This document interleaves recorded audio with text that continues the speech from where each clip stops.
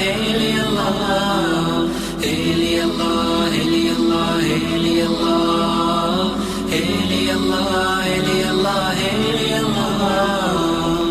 waxaan isu dardaarmaynaa intaas kadib walaalayaal saa la socotaan ama sheekh iga horeeyay uu ka hadlayba biquduumi shahri ramadaan bishii ramadaan soo gelisteeda iyo imaanshaheeda inaynu isugu bishaarayno ayay muxaadaradeena maanta ku saabsan tahay. sidoo nabigeena sallallahu alayhi wasallam buu ahaa mid saxaabadiisa ugu bishaareeyay bisha ramadaan imaanshaheeda.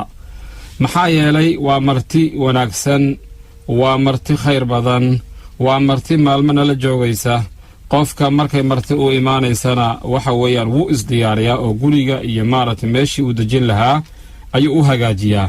sidaa darteed bishaas ramadaan ee barakaysan ee martida inoo ah waxay naga mudan tahay inaynu horta isugu bishaarayno dhahno ramadaan waa noo yimid, qad jaa ramadaan. nabi sal sallam xadiiskii la hormariyey ee uu akhriyay sheekha wuxuu ahaa ataakum shahrun mubaarak farada allahu caza wajalla calaykum siyaamah. saxaabadu ku dhahayay waxaa idiin timid bishii ramadaan ee barakaysnayd, ilaahay wuxuu idinku farad yeelay bisha ramadaan soonkeeda. bisha ramadaan miisada iyo wanaagga ay wadata waxaa ka mid a marka sida ay u dhalato tuftaxu fiihi abwaabu asamaa, waxaa la fura albaabada samada iyo khayraadka oo dhan iyo barakaadka la furi. wa tuqlaqu fiihi abwaabu aljaxiim, albaabadii jaxiimana waa la xirayaa, dhammaan albaabadii naarta oo dhan albaabada laisugu dhufanaya waa la xirayaa. wa tuqallu fiihi maradatu shayaadiin, waxaa kaloo la xirayaa shayaadiinta ama shaydaamada kuwooda madax adagna waa la xirayaa. lilaahi tabaaraka wa tacaala fiihi leylatun khayru min alfi shahrin. ilaahi subxaanahu wa tacaala wuxuu leeyahay habeenka bishaa uu dhex dhigay habeen ka khayr badan kun bilood. man xurima khayraha faqad xurim ayuu nabi sal slam. qofkii bisha ramadaan khayrkeeda laga xarimo waxaa laga xarimay khayr oo dhan baa laga xarimay. yacni waxa weeyaan marka martidaas sharafta badan ee wanaagsan ay noo soo socota ee ilaahay subxaanahu wa tacaala nagu karaameeyey ee miisada iyo sharafta goonida nagu siiyey waa inaynu soo dhowayno oo khayraadkeeda ka faa'iidaysanno oo isugu bishaarayno. in markii la yidhaha bishii ramadaan baa soo socota laga naxo oo dadku ay naxaan oo qofku uu maaragtay gaajo iyo maaragtay walwal iyo balaayo uu dareemo lama rabo, waa in lagu farxo. nebiga sala allahu alay wasalam yacni wuu ku bishaarayn jiray oo saxaabadiisa ayuu ugu bishaarayn jiray soo gelitaanka bisha ramadaan. xadiiskii dheeraa ayaa daliil u ah. xadiiskan isaga waxaa warinaya oo ugu dambeeya lafdigiisa man xurima khayraha faqad xurim, axmed iyo nasaa'i baa warinaya. qofkii bisha ramadaan marka khayraadkeeda laga xarimay oo dhan khayr oo dhan waa laga xarimay oo wanaag oo dhan qofka isaga agtiisa ma ahaanin. sidaa darteed walaalayaal bishaas barakaysan ee wanaagsan ee sharafta leh ee maalmaha yar ay ka dhiman yihiin waxaa laynaga doonayaa inaynu maaragtay ku soo dhowayno waxyaalahan soo socda. kow, anniyatu alkhaalisa alsaadiqa, niyad wanaagsan oo khaalisa oo run maaragtay ah inaynu ku soo dhowayno oo ah inaynu soomayno bisha ramadaan si iimaan iyo ixtisaab ah, annagoo iimaan aan rumaysan yacni waajibnimadeeda aan rumaysannahay. sidoo kale ixtisaabkuna uu yahay inaan ajar gurubsi iyo ilaahay subxaanahu wa tacaala ajar annagoo ka xisaabsanayna inaynu soonno oo niyadaas dhabta aad la timaado waa waxyaalaha lagu qaabilaya lambar kow. labo, waxaa lagu qaabilayaa bisha ramadaan alisticaanatu billaahi caza wajal, ilaahay in loo kaalmaysto tabaaraka wa tacaala calaa buluuqi shahri ramadaan almubaarak, bisha ramadaan gaaritaankeeda. wa dalaba alicaanati, ilaahay in laga dalbo icaano iyo kaalmo sidii loo soomi lahaa oo looga faa'iidaysan lahaa. lianna camal kasta oo la qabanayo hadduusan ilaahay kugu kaalmayn hadda waafajintiisa ilaah baa iskale tabaaraka wa tacaala. ilaahay wuxuu leeyahy wastaciinuu bisabri wasalaa, kaashada sabr iyo salaad intaba, ina allaha maca asaabiriin. saa darteed ilaahay inaan weydiisano inuu noogu kaalmeeyo daacada iyo wanaagga bisha ramadaan la suubinayo. waxyaalaha lagu qaabilaya waxaa ka mid a tacalumu axkaami ramadaan, bisha ramadaan axkaamteeda inaan baranno oo wixii aad suubinayso camal ah, hadday salaad tahay, hadday soom tahay, hadday saka tahay, hadday xaj tahay, qofku waa inuu barto waxyaalaha axkaamta ee ku tacalluqa waajibaadka ilaahay qofka ku farad yeelay. saa darteed bisha ramadaan ee maalmaha ah oo ilaahay subxaanahu wa tacaala uu ku tilmaamay ayaaman macduudaat waxay leedahay axkaam bay leedahay. axkaamta ay leedahay iyo nawaaqidsha iyo waxyaalaha burinaya fawaa'ida waxyaalahaasoo dhan iyo aadaabteeda waa inuu qofku sii barto oo maaragtay cilmi u yeesho.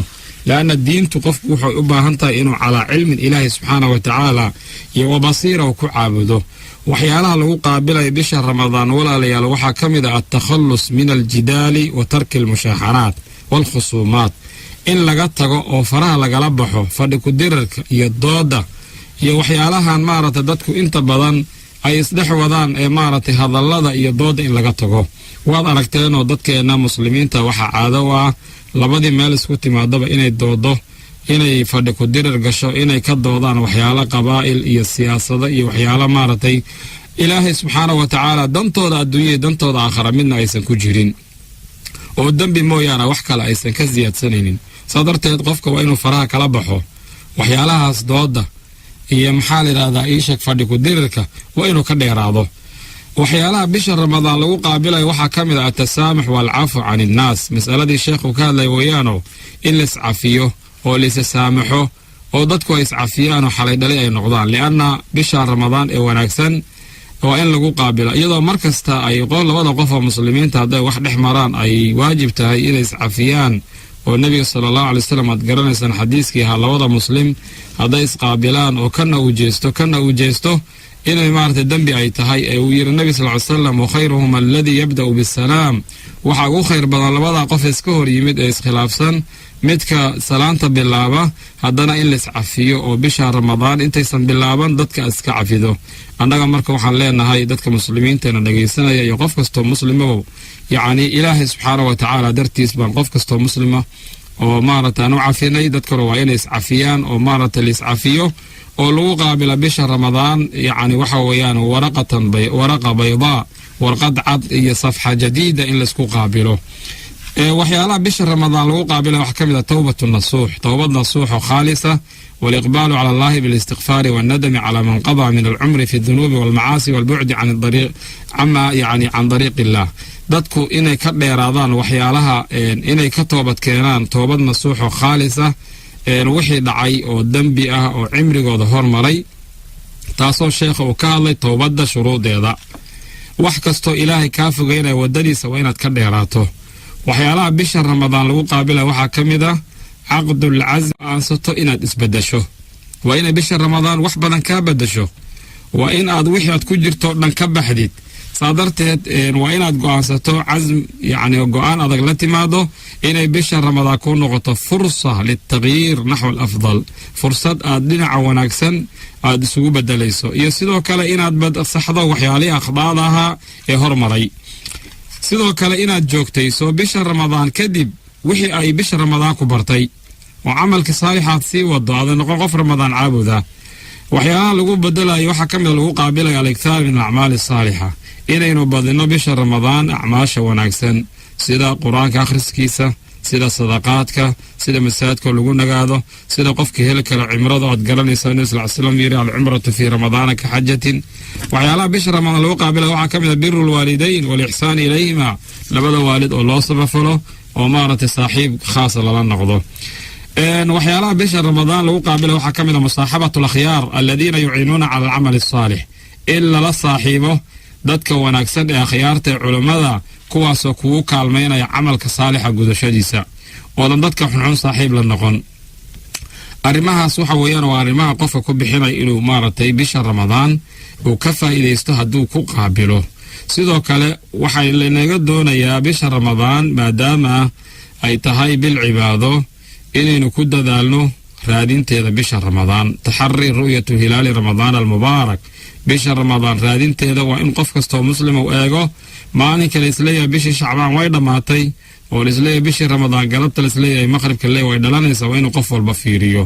hadday bishii ramadaan dhalato waxaa sunno ah oo qofku indhaha saaro inuu ku ducaysto sida nabiga sala allahu calay wasalam ka sugan uu dhihi jiray allahu akbar allahuma ahillahu calayna biاlamni waaliimaan waاsalaamati waalislaam waاltawfiiqi lima tuxibu watardaa rabbuna warabuki illah, inaad sidaa tiraadid oo micnaheedu yahay nebi sal ly slam wuxuu ahaa kaana rasul lla sal ly salam wuxuu ahaa nabiga idaa ra'a alhilaal bisha ramadaan haddii uu arko wuxuu dhihi jiray qaal allahu akbar ilaah baa weyn, allahuma ahillahu calayna ilaahu noogu dhali bisha ramadaan biاlamni waaliimaan, ammaan iyo iimaan, waasalaamati waalislaam nabadgelyo iyo islaamnimo, watawfiiqi limaa tuxibu watardaa ilaahuna waafaji iyo waafajin aadna waafajiso wixii aad jecesho ilaahu raalli ka tahay.